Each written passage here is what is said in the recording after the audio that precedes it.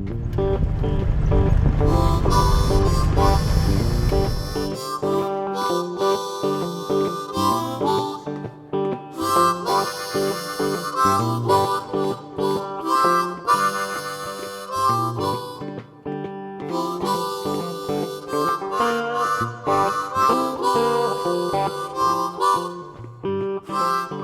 howdy guys and gals, backwaters and backroads here again, obviously. So, we picked up another shanty boat. We don't need a shanty boat, we've got the Beagle barge and we're happy with it. But there are lots of people who do need a shanty boat. In fact, probably everybody needs a shanty boat, just not everybody knows it yet. So how about if we just turn the phone around and I'll show you. We found this on Facebook Marketplace, which is where I find almost everything I come across these days. Used to be Craigslist. Dating myself a little bit, but yep, now it's all Facebook Marketplace. This showed up in Wisconsin. I luckily caught it about 20 minutes after it was listed. The algorithm knows what I'm looking for, and I just opened my phone and there it was, and I called the fella. He's actually an old school guy that isn't even on the internet, doesn't even have an email address, and his nephew listed it for him, and then I went through him and he gave me his phone number and I called him and I asked a few questions, but I could already tell by the pictures that it was worth every penny. We'll get to that. And then we secured the deal. Went down yesterday. It was quite the trip, about 600-mile round trip, but I tell people all the time that usually what you're looking for will not show up in your backyard. You're going to have to travel for it. I don't know how many times I've seen over the years people on forums, where someone's looking for like a nimble nomad or something, and one pops up and it's 3 states over, and you see a half a dozen comments. So, I wish this was closer. I'd buy it if it was closer. It's like, well, I mean, I hate to break it to you, but you're never going to get one because it's probably never going to be closer. So, anyways, that's my little speech. I'm just trying to be helpful. So, anyways, this is a 25-foot pontoon boat, obviously, with the big tunes. It's got an all-aluminum cabin. It's 10 by 8, and I believe it has a 7-foot ceiling. And it's all aluminum. We will go inside in a minute. And it comes with this beautiful Honda 40-horse 4-stroke. All Hondas are 4-strokes, if you didn't know. And a tandem axle.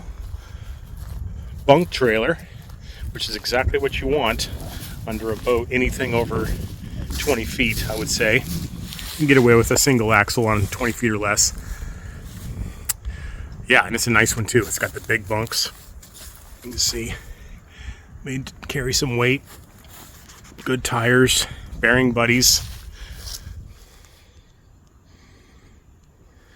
I'll point this out. So it does have a lot of scratches on the tunes. It does have this dent back here, but it doesn't leak, and that's all that matters. It's all cosmetic.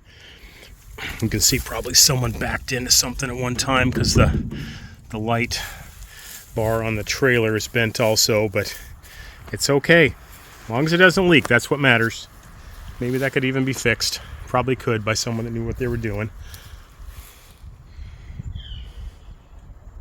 I'm going to point out a couple of things here really quick, guys. So when you tow a lot of trailers, I tow a lot of trailers, and keeping up on lights on trailers can be a real hassle. They always, especially if they go in and out of the water, they're always burning out or blowing a fuse, or and that's one thing that can get you pulled over all the time, and then it just starts to turn into a fishing expedition out there on the road. So I bought this kit. They make some better ones. I don't sell these. I don't promote these. These weren't sent to us to review or anything. I actually went and bought these on Amazon. And for those that don't know, how they work is they have a little receiver. They're wireless, and you plug it into your, into the back of your truck. They do make some that go in the cigarette lighters, and I think those are actually better. Probably get those next time. And then you just tape them. They're magnetic, but I wouldn't trust the magnets on them. It's almost like they design them to fall off and then you gotta buy them again. But that would make me a conspiracy theorist to say so. So I always put some tape. I bring like some electrical tape, and I just put one wrap around. And what this does is every time you hit the brakes, it sends a signal back there. And then it also, you know, if you have a really long trailer, like when I'm towing the barge, it's a long trailer.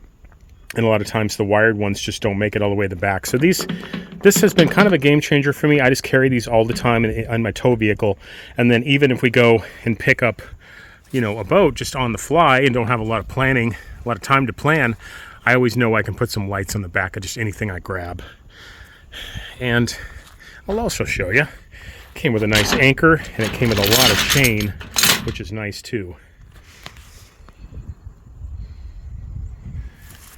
And another thing I'll point out, guys, if you can, always keep a lot of rope and some ratchet straps with you at all times. You never know, especially if you're doing these jaunts, and, you know, a pair of jumper cables and just kind of the basics in the back of your truck. I love these Tundras, and I actually just pull out the whole back seat of them and just make it a big cargo space because I never carry more than one person with me. And then you can just carry a bunch of supplies to be prepared. Okay, guys, we are going to pop up in this cabin here, and I'm going to show you the interior of the aluminum shanty boat. But before we do, give me a second. I never ask people to subscribe to our channel or to like our channel, but I'm going to start doing that once in a while because I found out that it actually really does help. It's one of the reasons why our channel grows really slow, is I don't do all the things, you know, that it takes to make a channel grow, but I'm trying. So if you watch this channel, it's something like half the people that watch most channels actually on a consistent basis are not actually subscribed. Sometimes when you watch videos on a TV, which I know a lot of people do, that it can be harder. You have to kind of figure out how to push your little remote and make it go up and subscribe to the channel. But if you could take a moment and figure that out, that would be very helpful. And just bare minimum, if you can click on the like button, it's a little thumbs up.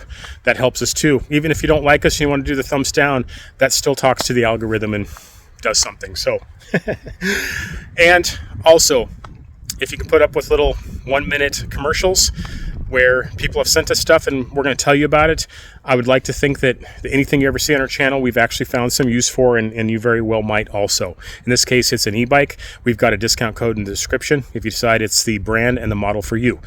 See you in a minute. Oh, hi, I'm Wavy Gravy, star of the channel. So I'm here to tell you about the e-bike that Brenton uses when he goes and gets me treats. And okay, Wavy, I think I need to handle this one. Hey guys, we use our Aipas e-bike to go all over town running errands. We go pay our bills, we go to the hardware store, and we even go to the dollar store. And don't forget the treats. Yeah, okay, no, I don't like that one. I don't like that one either. What, this new flavor they have? Yeah, that one right there. Yep. Okay, yep, I'll bring it home. Anyways, guys, we are using our e-bike quite a bit. They're really growing on me. I never thought they would. I haven't even dug the little scooter out of the trailer yet this year. I just bring it home when I go to town. I plug it into the solar panel on a nice day. I like the little half grips on the Aipas here because whether you're pedaling or you're just using the E function on it, it does come in handy. It's got disc brakes on the front and back that really stop you well. Not all of them have that.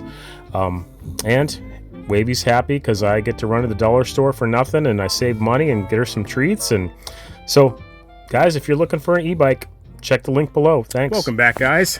So we're going to use the built-in ladder on this trailer to go up inside and show you the cabin. So it's got a little gate up here in the front. He made the railings really high. I'm not exactly sure why. It might have something to do with he had friends that were in wheelchairs, and maybe this just gives a barrier. I kind of like it in some ways because you can set your poles. You're kind of up where your poles are at. You know, most railing kind of comes up to maybe like right here. So let's see what the person that gets this boat thinks of it. You know, you can change the railings up pretty easy. Got a nice sliding glass door in the front, which reminds me of the original Shanty boat, the Shanty Beagle, the Shanty Boat Beagle Adventure. That was a catamaran cruiser 26 little hobo. Whoa! I think I just fell off the jack there. I did. Be careful, guys. Yeah, having a sliding glass door is nice. In the front, gives you lots of visibility. As you can see, it's all framed out in aluminum. Now, he didn't weld it, which is fine. You see little brackets, which is probably what I'm going to do when I build my puddle jumper, the cabin on my puddle jumper. You guys haven't seen that project yet, but you will. It looks like he used self-tapping screws, which is what I was going to do too. And framed it out with these long windows and curtains. Very basic in here.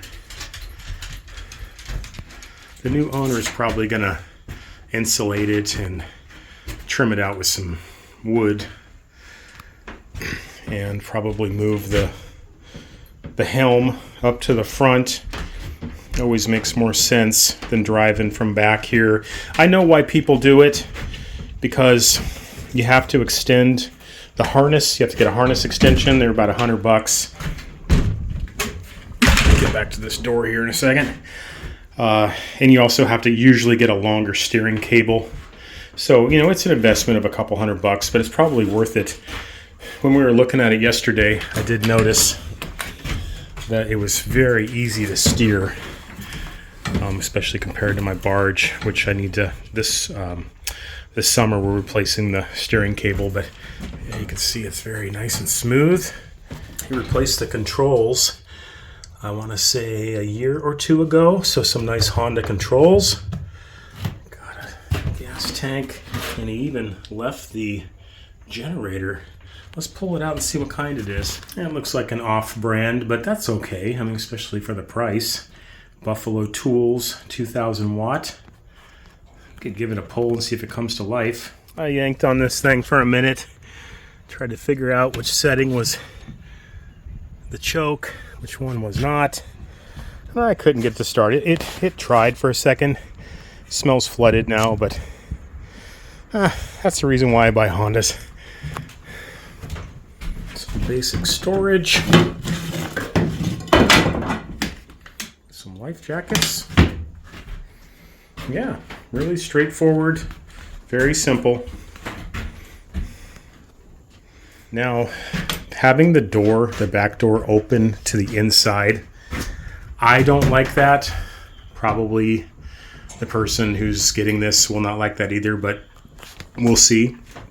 I'd probably turn the door around and make it open to the outside. There's actually no reason not to with such a big back deck.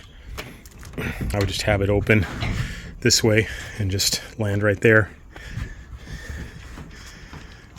You can see we have the high railings on the back also. It actually feels like a bigger boat than 25 feet. When I was looking at it yesterday, I was trying to figure out why I felt that way, and I think it has something to do with having just a box cabin with no rounded, you know, a lot of stuff kind of turns in, you know, a little bit on the corners, and that can make a big difference even if it's only kind of an illusion. Whereas when it's a square, it kind of makes it feel bigger. I want to say this is about a good 7 feet of height. I probably would have went 6.5, but I'm only 5'10", so hopefully it gets under the trestle. Here on Tanagan, for those that hang around our channel know what I'm talking about. So yeah, this is it. Big back deck for fishing. Nice size cabin for getting out of the weather and overnighting it in weekends and weeks and who knows, maybe entire seasons. We'll see. And then you come out to the front through your sliding glass door and you got another big deck. Got an old school fish finder here. Eagle Ultra. What do you think? Well, there you have it, guys. A tour of the yet unnamed aluminum shanty boat. The guy that's getting it off of me does have a YouTube channel, and I will link it below. And you can follow along. He's going to probably take this thing places that you wouldn't believe. He's got a history of doing stuff like that. So I'm going to let him make the announcement. So I'm not trying to be mysterious or anything. So, okay, guys. Well, let's get back to it. I've got my own shanty boat to be working on. So we're going to head back over to the river, and I will see you soon in the next episode. Thanks for watching.